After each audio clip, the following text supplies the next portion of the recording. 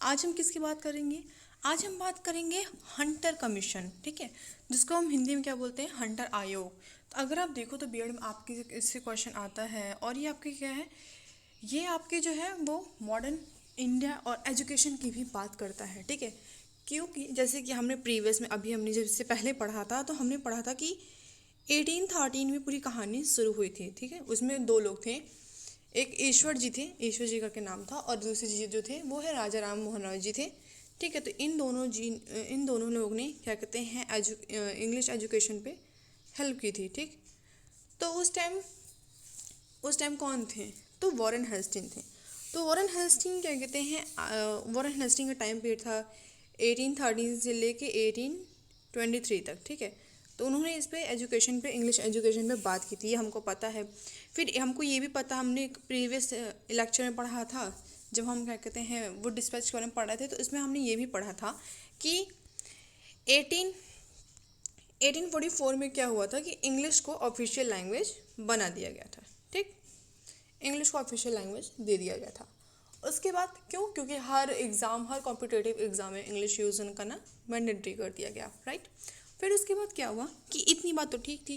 फिर उसके बाद फिर हमें पता है कि 1853 से 54 तक क्या हमारा चला, हमारा वुड डिस्पैच चला। उस समय किसका टाइम पीरियड था? तो उस समय टाइम पीरियड जो था आपका डलहौजी का था, लॉर्ड डलहौजी जी का था, ठीक है। क्योंकि लॉर्ड डलहौजी का टाइम पीरियड का था 1848 से लेके 18 कितना था, 48 से लेके उनका कितना था टाइम पीरियड, 48 से लेके 1856 तक टाइम पीरियड था, किसका? लॉर्ड डलहौजी का था। अब जो हंटर कमीशन की हम बात करेंगे, तो हंटर कमीशन जो है किसके टाइम पीरियड में आया? तो लॉर्ड रिपन के टाइम पीरियड में आया था, ठीक। हंटर कमीशन किसके टाइम पीरियड में आया? तो लॉर्ड रिपन के टाइम पीरियड में आया था। तो अब पढ़ते हैं हम हंटर कमीशन। तो ऐसे क्वेश्चन कैसे आते हैं एग्जाम में? तो इससे इस तरह से क्वेश्चन आते हैं, जैसे कि हंटर आयोग की सिफारिश की व्याख्या कीजिए। जो हंटर आयोग मतलब हंटर कमीशन हुआ था, उसकी जब बात रखी गई, तो उसमें क्या क्या बातें हुई और क्या क्या बताया गया, ठीक है। तो देखिए आप, हंटर आयोग का गठन 1882 से मतलब 1882 शुरू हुआ। इसमें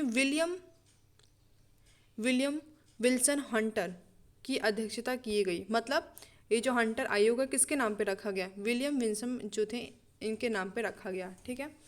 इसमें उनको क्या बनाया गया? उनको यहाँ का प्रेसिडेंट बनाया गया। अध्यक्ष मतलब था प्रेसिडेंट बनाया गया, ठीक है। तो इसका मुख्य क्या क्या था? वुड घोषणा का पत्र, जो वुड मतलब वुड डिस्पैच था 1853 से 54 तक जो था आपका, उसमें जितनी भी चीज़ें, उसमें क्या करना था, थोड़ा सा इम्प्रूवमेंट करना था, तो उसी बात पूछी गई। के बाद शिक्षा के क्षेत्र में प्रगति की सीमा करना। इस आयोग में कुल 20 सदस्य थे, जिसमें से 8 भारतीय थे, ठीक है। तो इस आयोग में मतलब हंटर कमीशन में कितने सदस्य थे? तो 8 मतलब 20 थे, जिसमें से 8 भारतीय थे, ओके। फिर आयोग का उद्देश्य क्या था? तो आयोग का उद्देश्य, नियुक्ति के प्रस्ताव में आयोग उद्देश्य का उल्लेखन निम्न प्रकार से किया गया है। अब वो निम्न प्रकार क्या हैं, कौन कौन सी चीज़ें बताई गई हैं और तो किस तरह से किया गया, हम देखते हैं इसको, ठीक है। तो इसमें क्या क्या रखा गया कि कमीशन का कर्तव्य होगा विशेष रूप से इस बात की जांच की 1854 ईस्वी के घोषणा पत्र सिद्धांतों को किस प्रकार कार्यान्वित किया गया, और ऐसे उपायों को सुझाव देना जो उस घोषणा पत्र में निर्धारित रीति कार्यान्वित होने के लिए कमीशन मतानुसार वांछित रह गए। मतलब क्या कह रहा है? कहने का ये मतलब था कि जो आपके, ठीक है, वुड डिस्पैच में हुआ, उसमें जो चीज़ रह गई, जिनमें वर्क नहीं हो पाया, जिनमें पेंडिंग रह गई, उस बात को उसको हम पूरा करेंगे। इसलिए हंटर कमीशन को रखा गया, ठीक। कि जितनी भी वुड डिस्पैच में चीज़ें पेंडिंग हो गई, उस पेंडिंग चीज़ को हम यहाँ पे क्या करेंगे, फुलफिल करेंगे। फिर उसके बाद और क्या बताया गया आयोग में? इस कमीशन में और बातें ये रखी गई कि जितने कार्य क्षेत्र कमीशन है निर्माण निम्नलिखित बातों पे की जाएगी। कौन कौन सी बातें हैं? पहला उन्होंने क्या दिया, क्या सरकार ने आधुनिक और उच्च शिक्षा की ओर अधिक ध्यान देकर प्राथमिक शिक्षा को उपेक्षा की? कहने का ये मतलब है कि ठीक है, बात तो ठीक है, हमने तो ला दिया, लेकिन क्या जो मॉडर्न एजुकेशन है, ठीक है, मॉडर्न एजुकेशन और उच्च शिक्षा मतलब हायर एजुकेशन, उन दोनों पे ध्यान दिया गया? और क्या जो प्राइमरी एजुकेशन है उसकी अपेक्षा की गई, उपेक्षा मतलब क्या उसको भी रखा गया, इस पे बात की। फिर दूसरा उन्होंने पॉइंट क्या रखा कि देश में प्राथमिक शिक्षा की क्या स्थिति है।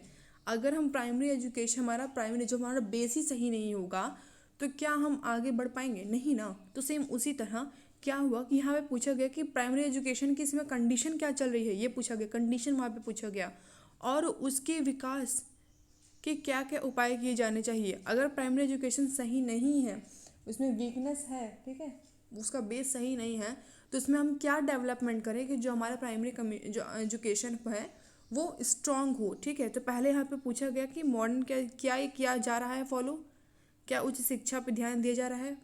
ठीक, पहले ये पूछा गया उच्च शिक्षा मतलब हायर एजुकेशन पे हो रहा है कि नहीं। फिर पूछा गया अच्छा ठीक है, अगर हायर एजुकेशन की बात करते हैं तो पहले तुम्हें ये तो पता चले कि प्राइमरी एजुकेशन की कंडीशन क्या है, ये देखा गया।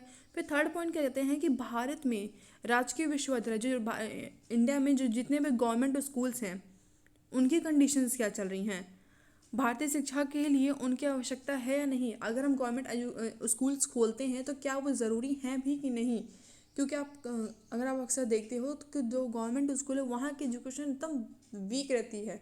ठीक है, क्योंकि वहाँ पे इतना कोई ध्यान नहीं देता, इसलिए वहाँ पूछा गया कि क्या वहाँ की कंडीशन कैसी है, क्या वो इम्पोर्टेंट है भी कि नहीं इम्पोर्टेंट है। फिर चौथी बात क्या रखी गई, देश की शिक्षा व्यवस्था में मिशनरी विद्यालय का क्या स्थान है। मिशनरी विद्यालय मतलब वो वहाँ पे वो चीज़ें जहाँ पे आपको नॉर्मल मतलब बताई जा रही हैं कि हाँ इस धर्म के बारे में पढ़ाया जाता है, एज वेल एज आपको और भी बेसिक थोड़ी नॉलेज दी जाती है, तो उनकी क्या कंडीशन है, उनका क्या मतलब इसमें क्या रोल है, क्या वो मतलब ऊंचे पे हैं, मतलब क्या स्थिति मतलब उनकी कंडीशन क्या है, उनका क्या स्थान भी है। ठीक है, कि वहाँ लोग जाना पसंद भी करते हैं कि नहीं करते हैं। ठीक है, ये देखा गया। उसके बाद फिर क्या क्या देखा कि पांचवा पॉइंट वो देखते हैं कि शिक्षा के क्षेत्र में व्यक्तित्व प्रयासों के प्रति सरकार की क्या नीति होनी चाहिए। कहने का ये मतलब है कि अगर हम शिक्षा को ले रहे हैं तो उसमें पर्सनैलिटी डेवलपमेंट भी होना चाहिए ना। ऐसा नहीं कि बस आए और चले गए कुछ। अगर आप कोई एजुकेशन लेता है तो आप एक बार देखो किसी ऑफिसर को कितना एजुकेटेड अगर वो होता है तो उसकी पर्सनैलिटी देखो, अच्छा लगता है देख के। तो वहाँ पे क्या पर्सनैलिटी पे मतलब पर्सनैलिटी को देखा जा रहा है कि नहीं, उसकी क्या कंडीशन है, क्या वो रखते हैं, उनकी नीति मतलब क्या उनकी पॉलिसीज़ हैं वहाँ पे। ठीक है, फिर आयोग की सिफारिश तथा सुझाव, फिर आयोग में क्या सिफारिश की गई और सुझाव क्या दिया गया, इस पर हम चलेंगे।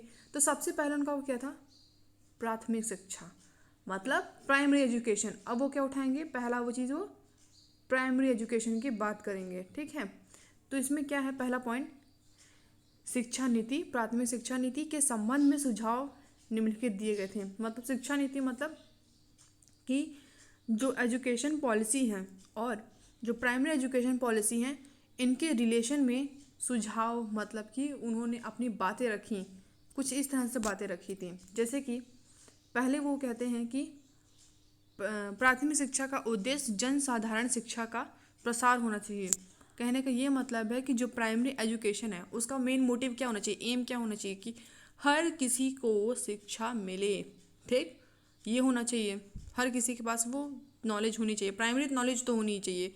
सेकंड पॉइंट वो कहते हैं प्राथमिक शिक्षा का आदिवासियों और पिछड़ी हुई जनजातियों में प्रसार करने के लिए सरकार को ठोस कदम उठाने चाहिए। क्योंकि अगर देखिए, अगर आप प्राइमरी स्कूल तो खोल देते हो, ठीक है, गवर्नमेंट स्कूल खोले, क्या ज़रूरी है कि हर कोई आके पढ़ता है, नहीं।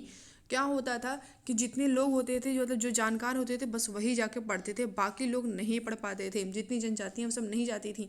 तो कहा जाता था कि उनको भी मिलना चाहिए। ठीक है, ठोस कदम मतलब वहाँ भी जाके उनको देना चाहिए, फ्री एजुकेशन भी दीजिए आप।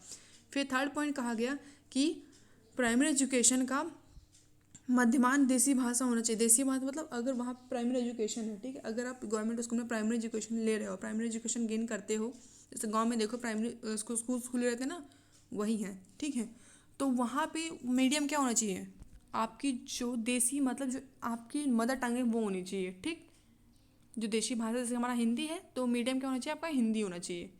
ठीक है, उसके बाद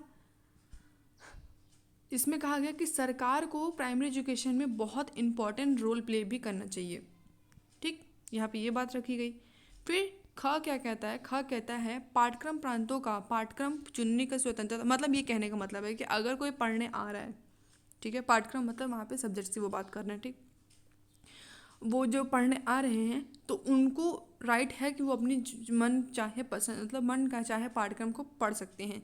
जैसे कि किसी को अगर जैसे ऑप्शन आपका आ जाता है ना कि आप आइए उसमें 11th 12th में आइए, तो आपको ऑप्शन है, आप पढ़ना चाहते हैं पढ़िए, नहीं पढ़ना चाहते हैं तो मत पढ़िए। क्या सब्जेक्ट्स, जैसे कि आप पीसीएम लेना चाहते हैं तो पीसीएम लीजिए, पीसीबी लेना चाहते हैं पीसीबी लीजिए, कॉमर्स लेना चाहते हैं कॉमर्स में जाइए, आर्ट्स लेना चाहते हैं आर्ट्स में जाइए। तो आपको क्या मिल रहा है, ये सब फ्रीडम मिल रही है, राइट। अपने मन चाहे चीज़ों को लीजिए। आप 10th में ही जाते हैं तो आपका आ जाता है कि आपको कंप्यूटर पढ़ना है तो पढ़िए, नहीं पढ़ना है तो मत पढ़िए, ये भी आ जाता है। तो ये सब क्या है, अपने मन चाहे पसंदीदा पाठ्यक्रम को आप पढ़ सकते हैं, ठीक है। और क्या रखा, परंतु कुछ ऐसे सब्जेक्ट्स थे जिनको मैंडेटरी रख दिया गया। अब ये तो नहीं है कि आपके आ जाता है कि आप मैथ्स पढ़ना चाहते हैं कि नहीं, तो आप 11th के बाद डिसाइड करते हैं ना, लेकिन 10th तक तो मैथ, मैट्रिक लेवल तक मैथ इंपॉर्टेंट होता है। मैथ हो गया, साइंस हो गया, तो ये सब चीज़ें क्या हैं, ये सब ज़रूर रहना चाहिए, ठीक, इनको नहीं हटाना चाहिए। फिर तीसरा उन्होंने ख मतलब ग मतलब सी ऑप्शन में उन्होंने क्या रखा, फिर उन्होंने रखा कि उन्होंने क्या कहा कि आर्थिक व्यवस्था आयोग ने नगर पालिका और जिला परिषदों को प्राथमिक शिक्षा के लिए अलग से कोष बनाने के लिए कहा। कहने का ये मतलब है कि अगर प्राइमरी शिक्षा मतलब प्राइमरी एजुकेशन की बात चले तो उसके लिए वो अलग से कोर्स मतलब कोर्स ला के रखें, ठीक है, कोर्सेज करें। कोर्स मतलब जैसे आपका ये होता है ना कि आप ये कोर्स कर रहे हैं तो सब्जेक्ट्स रखिए, साथ में उस पर अधिक ध्यान दीजिए, ठीक है, और वहाँ पे बुक्स अवेलेबल कराइए, ये सब होना चाहिए। और अगर वहाँ पे क्या हो रहा है कि अगर पैसे नहीं है, इकोनॉमिकल प्रॉब्लम हो रही है, तो इकोनॉमिकल भी रखिए, ठीक है, इकोनॉमिकल कोर्स अलग से रखिए। यहाँ पे इकोनॉमिकल पे ज़्यादा ध्यान दिया गया कि वहाँ के लिए अलग से आप जैसे कि नॉर्मल आप जैसे नहीं देखते हैं कि गवर्नमेंट रखते हैं प्राइमरी स्कूल्स के लिए, जितने भी गवर्नमेंट स्कूल होते हैं उनके लिए खुद से अपने तरफ से पैसा देती है, तो वहाँ पे रखा गया कि उनके लिए खुद से आप अलग एक पैसे का रखिए कि अगर उनका आर्थिक कमी ना हो पाए, आर्थिक सहायता उनको पूरी तरह से दीजिए, ठीक है। फिर यहाँ बात की गई, फिर यहाँ पे इसमें बात की गई फोर्थ वाले में बात की गई कि जो प्राइमरी टीचर्स हैं या फिर प्राइमरी ट्रेनिंग टीचर जो अभी कर रहे हैं, ठीक है, वो पढ़ाने जा रहे हैं, उनकी वो किस लेवल तक के एजुकेटेड हैं। ये नहीं कि कोई भी आके पढ़ा के चल दिएगा, ऐसा नहीं है। पहले आप देखिए कि उनको पढ़ाने का तरीका है कि नहीं, उनके पास एजुकेशन उतनी नॉलेज है कि नहीं, उनका परीक्षण कीजिए, मतलब उनकी ट्रेनिंग लीजिए, ठीक है। अधिक परीक्षण विद्यालयों को खोलने पर बल दिया जाए, मतलब अगर टीचर की जब आप ट्रेन कराओगे तभी तो अच्छी कर पाएगा। इसीलिए तो इंसान क्या कहते हैं, टीचर ट्रेनिंग बहुत होती है, तो टीचर की ट्रेनिंग लीजिए। क्या वो टीचर पढ़ा सकता है बच्चों को, नहीं, तो उनको पहले ट्रेंड कीजिए कैसे पढ़ाना चाहिए, ठीक। यहाँ पे ये बात चली। तो अभी तक हमारी क्या बात चली थी, हमारी बात चली थी कि प्राइमरी एजुकेशन की बात चली। नेक्स्ट मेन पॉइंट क्या उठा कि देसी शिक्षा मतलब नेशनल एजुकेशन की बात चली, ठीक है। तो नेशनल एजुकेशन में क्या क्या बातें रखी गई, क्या क्या उनके पॉइंट रखे गए। तो पहला रखा गया सभी देशी पाठशालाओं को सरकार द्वारा प्रोत्साहन किया जाए, मतलब कि अगर जितने भी नेशनल स्कूल्स हैं, ठीक, उनको सरकार अपनी तरफ से उनका आर्थिक चीज़ें संभाले और उनको बढ़ने में हेल्प करें। इसके संचालन दायित्व तो नगर पालिका तथा जिला परिषदों को दिया जाए। जैसे कि अगर उसमें गंदगी आ जाती है, ठीक है, तो साफ़ सफाई का जो काम है वहाँ का वो जो उसको क्लीन करना है, स्कूल में स्कूल की पेंटिंग करवानी है, जितनी भी अगर कोई चीज़ ब्रोकन हो गई है तो उसको फुलफिल कराना है, तो ये सब जो है किसको काम दिया गया, कहा गया कि वहाँ के नगर पालिका और जिला परिषद को ये काम दिया जाए कि वहाँ की चीज़ें अगर कुछ ख़राब होती हैं तो उसको चेंज कराने का और उसको सही कराने का उनका कर्तव्य किया जाए, कर्तव्य होना चाहिए, ठीक है। थर्ड पॉइंट क्या कहा गया, देसी शिक्षा में कहा गया कि इन पाठशालाओं में अध्ययन करने वाले निर्धन विद्यार्थियों को छात्रवृत्ति दी जाए कि अगर इस यहाँ पे इस नेशनल स्कूल्स में अगर कोई एजुकेशन ले रहा है बच्चा और उसके पास इकोनॉमिकल प्रॉब्लम चल रही है, इकोनॉमिकल प्रॉब्लम से वो फेस कर रहा है, तो उनको आप स्कॉलरशिप दीजिए, ठीक। फोर्थ पॉइंट क्या रखा गया, फोर्थ पॉइंट ये रखा गया कि अगर यहाँ के स्कूल्स में प्रवेश प्राप्त करने के लिए छात्रों को कोई बांध न, मतलब कि यहाँ पे आप आइए, बच्चे आएँ आराम से पढ़ के जाएँ, क्योंकि ये नेशनल मतलब ये कोई प्राइवेट स्कूल नहीं है, ये गवर्नमेंट स्कूल है, तो आप आइए यहाँ पे आराम से पढ़ के यहाँ जाइए, ठीक है। कोई रोक टोक नहीं लगेगा आपके ऊपर कि नहीं आप नहीं पढ़ सकते हैं, किसी भी बेस पे आपको रोक टोक नहीं करने होगा। फिफ्थ पॉइंट ये कहते हैं कि इस विद्यालय में शिक्षा को प्रशिक्षण और उच्च प्रबंध किया जाए। कहने का ये मतलब है कि जो अगर टीचर पढ़ाने आ रहा है तो उसके पास अच्छी नॉलेज एज वेल एज अच्छी क्या कहते हैं पढ़ाने का तरीका भी होना चाहिए, ठीक। माध्यमिक शिक्षा, अब ये क्या कहते हैं सेकेंडरी स्कूल की बात, सेकेंडरी एजुकेशन की बात कर रहे हैं, ठीक है। तो अब ये सेकेंडरी एजुकेशन की बात कर रहे हैं, तो यहाँ पे क्या है कि माध्यमिक शिक्षा के संबंध में हंटर कमीशन ने 2 बातों का संबंध में सुझाव दिया है। उन्होंने 2 बातें रखी। पहला उन्होंने रखा है कि माध्यमिक शिक्षा का प्रसार के लिए उपाय, मतलब कि उसको प्रचार करिए कि हाँ अब आप और पढ़िए, ठीक है। तो यहाँ पे प्रचार पे इतना फोकस क्यों किया गया है, मेन चीज़ यही उठता है ना। तो प्रचार पे इसलिए फोकस किया गया क्योंकि भले हर जगह खुल गया है स्कूल्स, लेकिन वहाँ पे क्या पढ़ने कोई आता है नहीं। तो वहाँ पे आप लोगों को प्रोवोक कीजिए कि प्लीज़ आप आइए पढ़िए, हम आपको फ्री पढ़ा रहे हैं, आप नॉलेज गेन कीजिए, आपको इससे क्या कहते हैं बौद्धिक क्षमता बढ़ेगी। तो वहाँ पे प्रचार किया जाए इसलिए, ठीक। फिर दूसरा पॉइंट क्या रखा गया कि माध्यमिक शिक्षा के दोषों को दूर किया, जैसे कि अगर कोई टीचर पढ़ा नहीं रहा है या फिर वहाँ टीचर्स एब्सेंट हो गए हैं या फिर वहाँ टीचर अगर है भी तो आते नहीं हैं, तो उन सब चीज़ों को क्या कीजिए, उन सब जितनी भी डिफ़ॉल्ट्स हैं इफेक्ट्स हैं ना, ठीक है, जितने भी डिफेक्ट्स हैं वहाँ पे उनको आप दूर कीजिए, ठीक है। ये 2 बातें मेन रखी गई। उसके बाद वहाँ पे क्या कहा गया कि माध्यमिक शिक्षा को के प्रसार करने के उपाय, माध्यमिक शिक्षा के जो उपाय दिए गए कि आप कैसे प्रसार कीजिए, क्योंकि लोग कहते हैं ना यार कैसे बताएं लोगों को, तो देखिए आप कैसे कीजिए। उसमें बताया गया कि आप क्या कीजिए। उसके लिए सरकार ये सुझाव देती है कि अनुदान प्रणाली द्वारा योग्य और कुशल भारतीयों को माध्यमिक शिक्षा का उत्तरदायित्व सौंपकर स्वयं इस भार से मुक्त हो जाएं तथा यह संस्थाएं विद्यार्थियों से फीस लेकर व्यक्त भार वहन कर सकें। कहने का ये मतलब है कि अगर आप करते हैं, ठीक, उसके बाद यहाँ पे क्या कीजिए कि इसे जो क्या कहते हैं सेक्टर्स में बांट दीजिए। सेक्टर्स में मतलब अगर आपको एक पर जिम्मेदारी दे दी तो आप एक नहीं कर पाएगा, ठीक है। उसमें काफ़ी सारे लोग को बांट दीजिए। अब वो जाके लोगों को एक एक करके बताएं इसके बारे में, और जब बच्चे इसके बारे में आके पढ़ेंगे, जिसके मतलब जानेंगे, पेरेंट्स जानेंगे तो बच्चे आके पढ़ेंगे, फिर आप उनसे फ़ीस लीजिए और फिर जितनी भी अगर आप नॉर्मल अपना फ़ीस लीजिए और उसके बाद उनको पढ़ाइए लिखाइए, ठीक है। फिर यहाँ पे हाँ उन संस्थाओं पर जहाँ की जनता माध्यमिक शिक्षा का भार ग्रहण करने में असमर्थ हो, सरकार अपने स्कूल को खोल सकती है। अगर क्या कहते हैं जनता के पास इतना पैसा नहीं है, वो नहीं कर पाती, इसका भार नहीं संभाल पाती है, तो कोई बात नहीं, उसमें क्या करेंगे जो गवर्नमेंट है आपकी, ठीक है, जो आपकी गवर्नमेंट है वो क्या करेगी, वो आके यहाँ पे आपको आपकी हेल्प करेगी, ठीक है। उसके बाद उच्च शिक्षा ना, यहाँ पे आप किसकी बात कर रहे हैं, हायर एजुकेशन की बात कर रहे हैं। अभी हमने कितनी, ये हमारा कौन सा पॉइंट है, ये हमारा चौथा पॉइंट है, क्योंकि इससे पहले हमने क्या पढ़ा, हमने प्राइमरी एजुकेशन के बारे में पढ़ा, ठीक। प्राइमरी एजुकेशन के बारे में पढ़ने के बाद हमने नेशनल एजुकेशन के बारे में पढ़ा। नेशनल एजुकेशन के बाद हमने क्या पढ़ा, हमने सेकेंडरी एजुकेशन के बारे में पढ़ा। अब हम क्या पढ़ने जा रहे हैं, अब हम हायर एजुकेशन के बारे में पढ़ने जा रहे हैं। तो हायर एजुकेशन में क्या होता है कि पहला बात कर रहे हैं कॉलेज में सहायता अनुदान देते समय शिक्षकों की संख्या, कॉलेज का व्यय, कार्य क्षमता और स्थानीय आवश्यकताओं को ध्यान देना चाहिए। अगर कॉलेज एजुकेशन दे रहे हैं तो वहाँ की टीचर्स कितने हैं पहले ये देखिए। फिर वहाँ पे क्या, अगर कोई कार्य करवाने हैं तो क्या वहाँ पे सही है सब कुछ, बोर्ड वोर्ड ठीक है, क्लासेस बनी भी है कि नहीं। तो वहाँ की जितनी भी आवश्यकताएँ हैं पहले आप उनकी पूर्ति कीजिए। सेकंड पॉइंट कहते हैं कि आवश्यकता पड़ने पर कॉलेज में भवन निर्माण, फर्नीचर, पुस्तकालय और शिक्षक सामग्री के लिए अलग से सहायता अनुदान दिया जाना चाहिए। अगर कोई कॉलेज खुला हुआ है और वहाँ पे टेबल वेबल नहीं है, बोर्ड वोर्ड नहीं है, फर्नीचर मतलब क्या फर्नीचर में आ जाता है ना, और फिर लाइब्रेरी नहीं है और कोई मतलब प्रोग्राम करवाना है तो वहाँ पे भवन कोई नहीं है, जैसे सीनियट होता था, तो वहाँ कुछ नहीं है। तो आप इन सब को खुलवाइए, इन सब में हेल्प कीजिए। किसको कह रहा है, गवर्नमेंट को हेल्प कह रहा है, ठीक है, इन सब में गवर्नमेंट हेल्प करे। फिर कहता है थर्ड पॉइंट आपको ये कहता है कि थर्ड पॉइंट कह रहा है कि विद्यालय में विभिन्न प्रकार के विदेश पाठ्यक्रमों का व्यवस्था की जाए। ये नहीं कि सिर्फ एक ही, अगर जैसे कि फ्रेंच लैंग्वेज को लेके आइए, स्पेनिश लैंग्वेज को लेके आइए, उर्दू उर्दू और इंग्लिश हिंदी तो ठीक है अपनी जगह।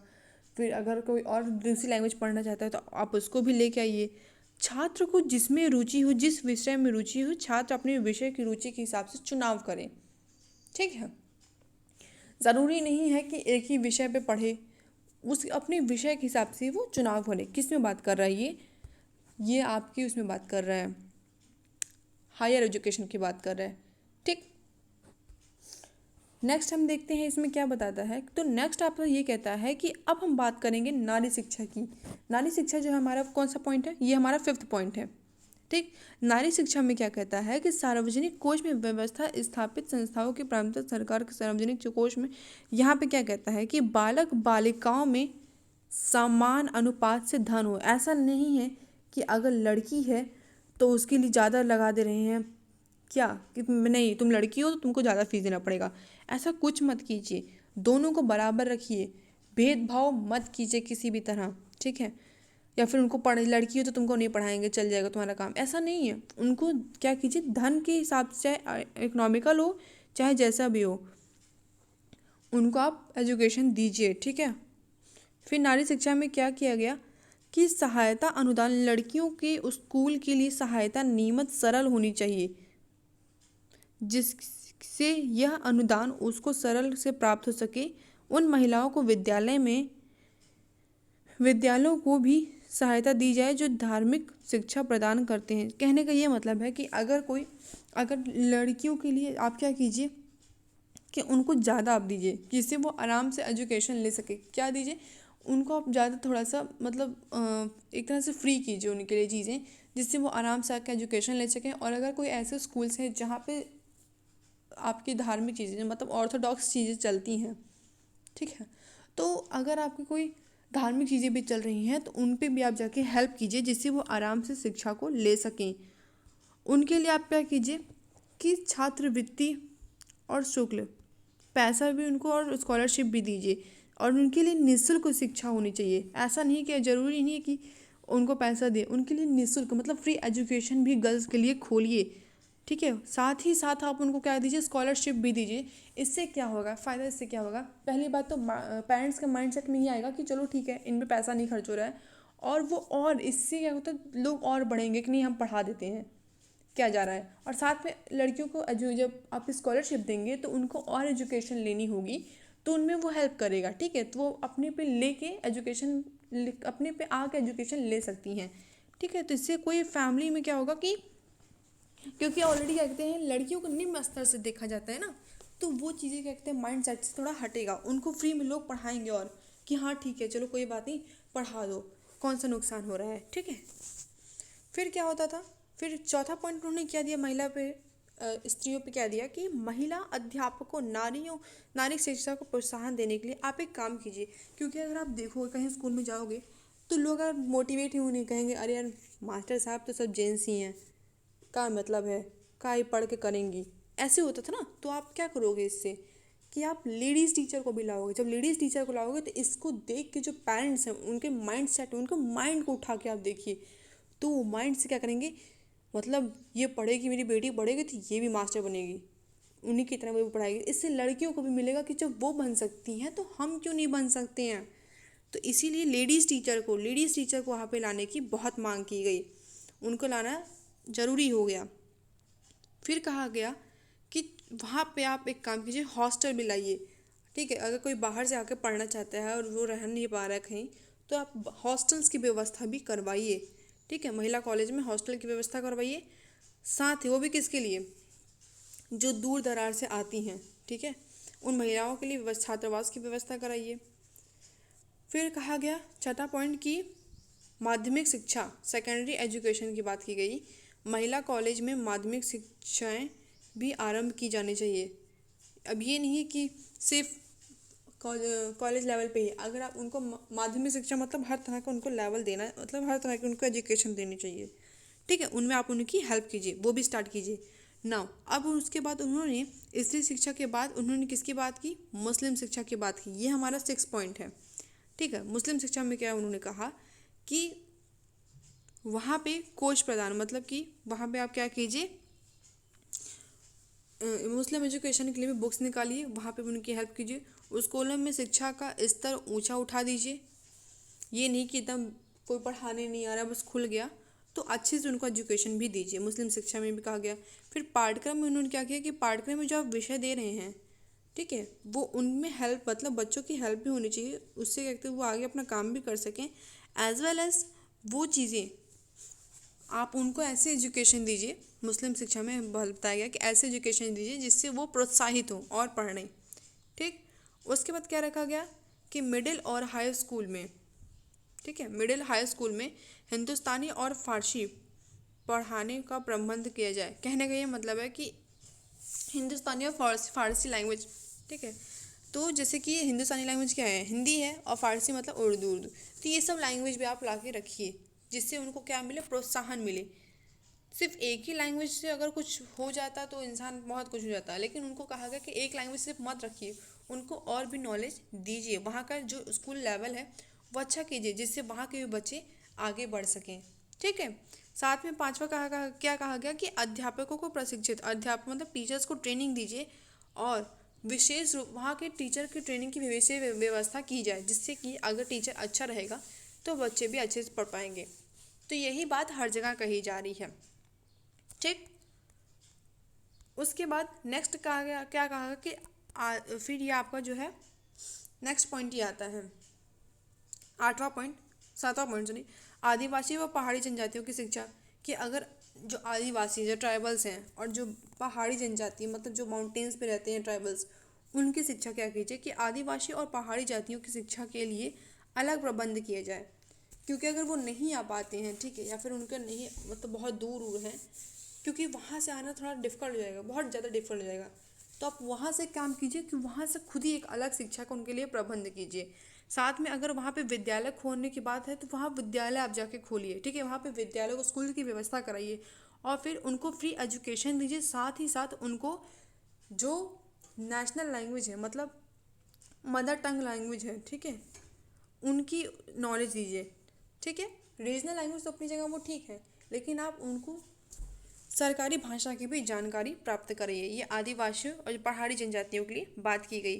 फिर यहाँ बात की गई कि हरिजन की और पिछड़ी जनजाति की मतलब शेड्यूल कास्ट की बात की गई कि हरिजनों और पिछड़ी जनजातियों की शिक्षा के लिए आपको क्या व्यवस्था करनी चाहिए। तो उन्होंने क्या बताया कि हरिजन और पिछड़ी जनजातियों की शिक्षा के लिए क्या व्यवस्था करनी चाहिए। तो वो कहते हैं कि छात्रों के लिए विद्यालय प्रवेश पर अन्य जातियाँ आपत्ति करें तो, अगर क्या कहते हैं ये आ रहे हैं स्कूल्स में आ रहे हैं, ठीक है, और अगर कोई बात ही लोग कहते हैं छी हम इनके साथ नहीं बैठेंगे, जैसे पहले बहुत अनटचबिलिटी थी ना, मतलब अनटचबिलिटी नहीं थी ना, तो इस वजह से क्या कहते हैं सॉरी अनटचबिलिटी थी, इतना ज़्यादा प्रॉब्लम हो गई थी कि नहीं हम छुआछूत ये सब बहुत ज़्यादा चलता था। तो अगर लोग सब देखते थे तो कहते थे अगर ये सब ऐसी बात की जाए उनके साथ, तो आप एक काम कीजिए उनके लिए खुद से एक अलग स्कूल उनका खुलवा दीजिए। फिर उनकी बात क्या की गई, सेकंड पॉइंट कहा गया कि अगर जाति भेद व्यवस्था जबरदस्त जोर जबरदस्त न करें, बुद्धिमत्ता पूर्वक इस समस्या को हल करने का सुझाव करें। ठीक है, कोई जात पात मत कीजिए, और साथ ही क्या है, इस समस्या को नॉर्मल अपने मतलब बौद्धिक समस्या से मतलब खुद से आराम से उसको सुलझाने का काम कीजिए। थर्ड पॉइंट वो क्या कहते हैं, विद्यार्थियों के राजकीय स्कूल मतलब गवर्नमेंट कॉलेज की हम बात कर रही है, विद्यार्थियों के लिए गवर्नमेंट कॉलेज की उनको प्रवेश दिया जाए, उनमें कोई रुकावट नहीं की जाए, उनको आराम से वहाँ पे एजुकेशन दी जाए। साथ ही साथ क्या ध्यान देना होगा आपको कि उनके साथ समानता का व्यवहार किया जाए। ठीक है, ये नहीं कि उनको एडमिशन तो मिल गया पर उनको क्या हुआ कि उनके साथ भेदभाव किया जा रहा है, तो ऐसा आप ध्यान दीजिए कि उनके साथ भेदभाव ना किया जाए और उनको आराम से गवर्नमेंट स्कूल में भी एजुकेशन मिल सके ना। फिर वो बात करते हैं धार्मिक शिक्षा की। जब वो धार्मिक शिक्षा की बात करते हैं पॉइंट पे, तो धार्मिक शिक्षा पे वहाँ पे क्या कहते हैं कि स्कूलों में धार्मिक शिक्षा दी जाए। ठीक है, ये अनिवार्य कर किया गया कि हाँ अनिवार्य है, आप दे सकते हैं बिल्कुल भी। पर जो मिशनरियों स्कूल हैं वो अपनी शिक्षण संस्थाओं में बाइबल पढ़ाने की स्वतंत्रता हो। मिशनरी स्कूल मतलब जितनी भी आपके चर्च वैसे स्कूल है तो वहाँ पे आप बाइबल वाइबल पढ़ा सकते हैं, वहाँ पे कोई रोक टोक नहीं होगी। आप उनको पढ़ाइए, बाइबल पढ़ाइए अपने बच्चों को। साथ में क्या थर्ड पॉइंट कहा गया कि सरकार को धर्मनिरपेक्ष और नीति आत्मवादी देश भारत की उन्नति के लिए लाभप्रद नहीं है।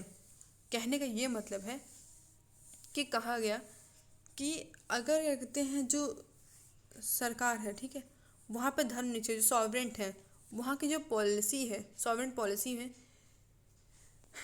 अगर वहाँ पे उनकी उन्नति नहीं हो रही है, ठीक है, और लाभप्रद नहीं है, तो कोई बात नहीं आप, लेकिन वहाँ पे अब क्या कीजिए, अगर कोई एजुकेशन लेना चाहता है धर्म के क्षेत्र में भी तो आप उसको भी दीजिए, और वहाँ पे कोई यहाँ पे फ़ायदा और नुकसान मत देखिए, उनको पढ़ाइए धर्म के बारे में भी। फिर कमीशन के सुझाव क्या दिए गए, पूरी कमीशन जो कमीशन बैठी थी उसके सुझाव क्या मिले, उसके सुझाव ये मिले कि सरकारी स्कूल में किसी प्रकार का धर्म शिक्षा नहीं दिया जाना चाहिए। क्योंकि अब अगर आप देखो तो सरकारी स्कूल में हर कोई चीज़ बराबर होती है, सिर्फ वहाँ पे क्या होती है कि आपको हिंदी पे ज़्यादा जोर देना होता है, नेशनल लैंग्वेज पे ज़्यादा जोर दिया जाता है। वहाँ पे किसी तरह का आपको नहीं देना है कि सरकारी स्कूल है तो ये नहीं कि आप वहाँ भी धर्म को कीजिए।